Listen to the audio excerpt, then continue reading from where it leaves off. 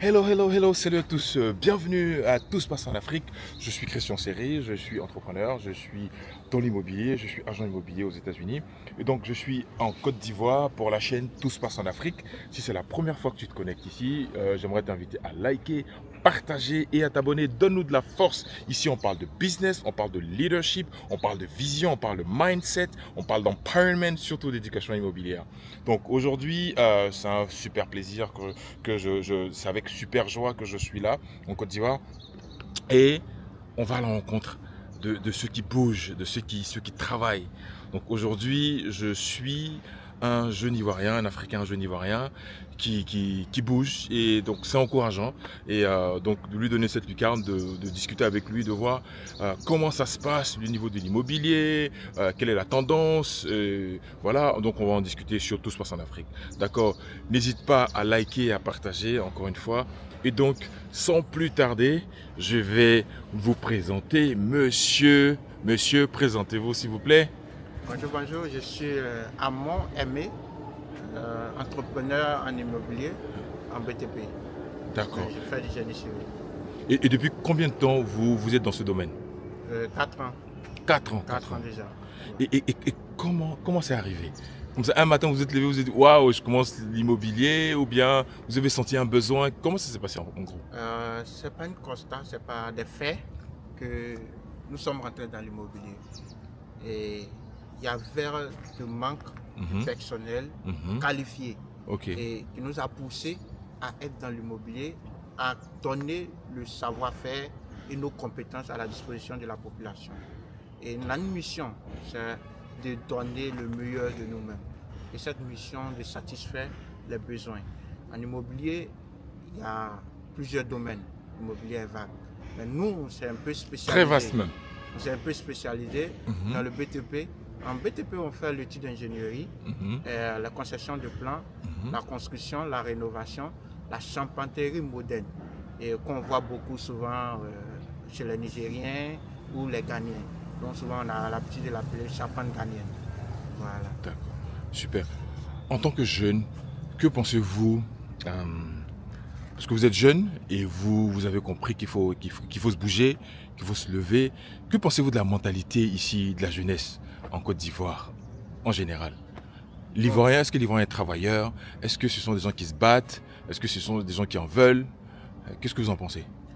Parce que moi, je peux vous dire, par exemple, quand vous allez à Paris, vous allez voir des jeunes Sénégalais autour de la Tour Eiffel en train de vendre les petits objets autour de la Tour Eiffel avec leurs sacs. Ils courent, ils vendent, ils se débrouillent, ils bougent. Que pensez-vous un peu de la jeunesse ici? D'abord, pour une première temps, je dis merci pour cette question qui est bien arrivée.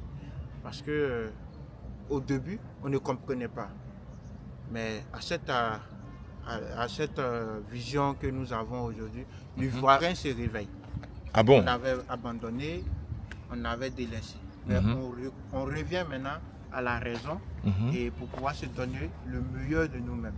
Et la jeunesse doit revenir, donner le blason de nous-mêmes, de conquérir le marché. Et l'Ivoirien, on a la tendance de l'amusement, on avait délaissé. Ils aiment la fête, PA. Oui, la fête, c'est ça? C'est la joie, la gaieté. On ne se concentre pas. On ne se concentre pas dans le travail. C'était délaissé. Mais à partir de 2020-2022, l'Ivoirien se réveille de son sommeil. Il se réveille de son sommeil pour donner le meilleur de lui-même. Mais c'est dans ce contexte-là. Et on avait délaissé au fait. D'accord, ok. Et donc vous, en tant que jeune, quelles sont les difficultés que vous rencontrez dans votre domaine, au niveau de votre travail? Parce que c'est pas facile. Oui, Quels sont les obstacles auxquels vous êtes confrontés? Oui, Dans le meilleur des mondes, qu'est-ce qui pourrait faire que tout pouvait bien marcher selon vous? c'est la crédibilité, en un mot. La crédibilité. Parce que on commence avec du personnel. Dans le domaine, ce qui ralentit les choses, c'est du personnel. C'est le personnel qui le fait. Parce que le personnel, si tu n'as pas une bonne personnel, ça ne marche pas. Parce que toi seul, tu ne peux pas contrôler. À trouver du personnel qualifié en fait. Voilà, des personnes qualifiantes et compétentes. Ok, je vais tourner parce qu'on est ensemble, on est en train de parler. Donc pour vous, c'est un manque de personnel qualifié. Oui.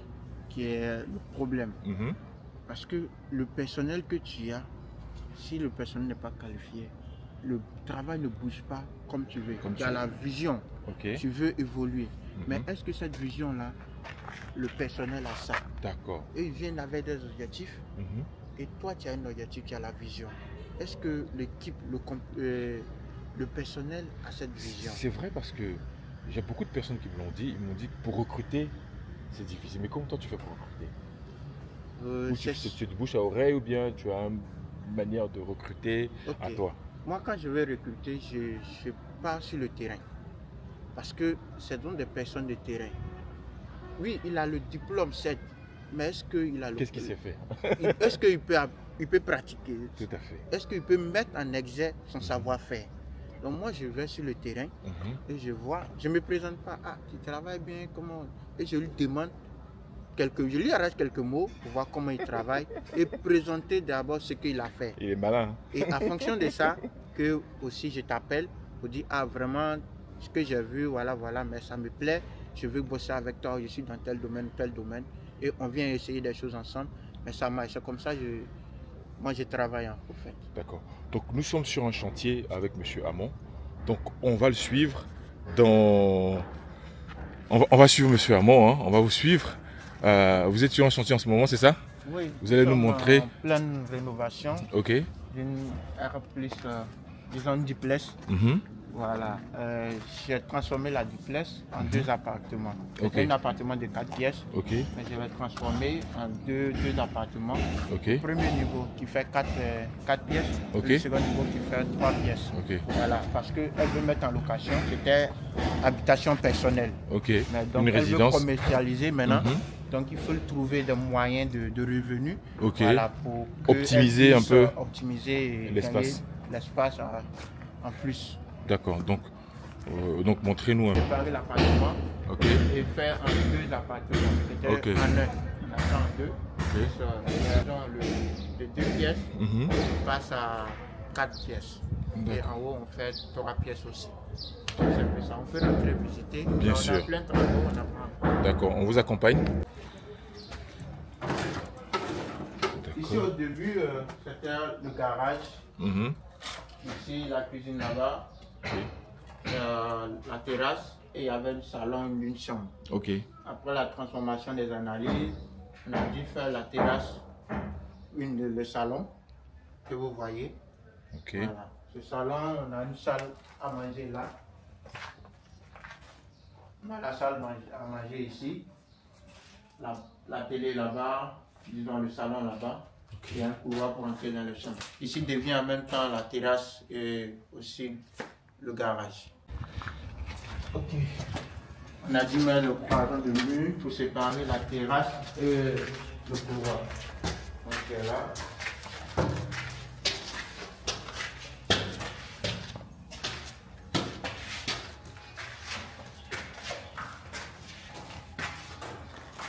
Bonjour. Comment ça va? Ça va, le boss. Super. On a une cuisine ici. On va faire une cuisine modèle. Cuisine aménagée. Oui, Mhm. cuisine modèle américaine façon. Voilà. Il y a le tout. Maintenant, au niveau du carrelage, quand les travaux sont arrivés, Ok. on va débuter les travaux. Donc ici, la télé qui passe sur le salon, en même temps une terrasse à l'air libre. Voilà, donc c'est le champ.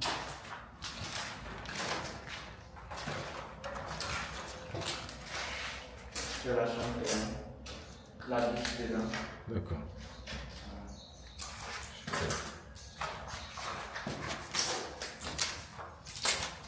Ça va, ça se passe bien? Ouais, ça va, le boss, ça va. Ça se passe très bien? Ouais, ça va très bien. Super. Quand les travaux se passent bien, quand on parle de Dieu, tout va bien. On a pu faire aller en avance mais au niveau des travaux. Super. Voilà. Merci beaucoup. Franchement, bon boulot, hein? Bon Ah. boulot. J'ai vu tout ce que vous faites comme travail. Merci Franchement, bien. j'aimerais vous féliciter Merci. parce que de la jeunesse comme ça qui travaille en Côte d'Ivoire, on en a besoin. En Afrique, on en a besoin. Des gens qui se lèvent le matin, qui se bougent, on en a besoin. Et donc, si quelqu'un, par exemple, veut vous contacter, veut vous contacter pour travailler avec vous, comment on fait? Bon, Est-ce que vous travaillez avec tout le monde d'abord? oui, on n'a pas de limite, hein. Notre objectif ou la vision, c'est de s'imposer, de s'implanter à l'international. Voilà. On veut se donner de nous-mêmes et faire des services de qualité. Ok. Voilà. Et on a toute l'équipe de technique qui va avec, de l'ingénierie jusqu'au manœuvre. Et comment on rentre en contact avec vous? On a un numéro de service. Ok. On a le 07 69 92 53 28. Il y a 24 heures sur 24. Ok. À tout moment, on répond les SMS, les appels. Voilà, c'est le WhatsApp. 24 heures, Sur 24 heures sur 24, il vous répond. C'est-à-dire que vous lui envoyez un petit message, j'ai des travaux là, ou bien pour suivre mes travaux, 24 heures sur 24, il vous répond. Oui. Waouh, Il y a un service technique. c'est impressionnant, hein, c'est Ouais. impressionnant. En tout cas, merci beaucoup. Et votre mot de la fin? Bon, j'ai dit Une parole merci. d'encouragement quand même à la jeunesse en Afrique qui nous regarde, au Mali, au Bénin, au Burkina, en Guinée, même au Sénégal. Il y a des jeunes qui se lèvent, qui bossent, qui travaillent pour que notre continent, nos pays avancent vraiment avec intégrité. D'abord, c'est un mot de remerciement d'abord à Dieu et aussi à M. Christian Séry qui nous accompagne aujourd'hui pour faire un reportage sur notre land. Mais au niveau de la jeunesse, je demande à la jeunesse de se lever, de ne pas peur. Voilà, on est jeune, on ne doit pas dormir. La jeunesse, c'est dès maintenant. Et le repos, c'est après. Voilà, on doit se donner le meilleur de nous-mêmes et être crédible aussi dans ce que nous faisons. Et être crédible. Et d'aller jusqu'au bout des objectifs.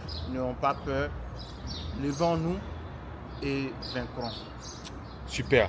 Il y a un proverbe malgache qui disait que on n'a pas le temps de se reposer, on va se reposer dans notre tombe. C'est ça. On est en vie, on est à la force, on doit se lever et travailler. Donc voilà, je ne sais pas ce que vous en pensez dans les commentaires. Ici, c'est Tout se passe en Afrique. Nous sommes en Côte d'Ivoire. Donc like, partage et abonne-toi, donne-nous de la force et encourage-nous à faire ce que nous sommes en train de faire. À très bientôt. Allez, salut.